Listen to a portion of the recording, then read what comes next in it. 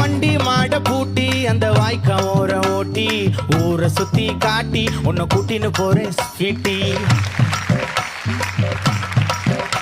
நான் ரொம்ப கோபக்காரி, நீ சுத்துற ஒரு மாதிரி ஆடிக்காரி ஏறி நான் போக போறேன் சாரி. ஓ அப்படியா?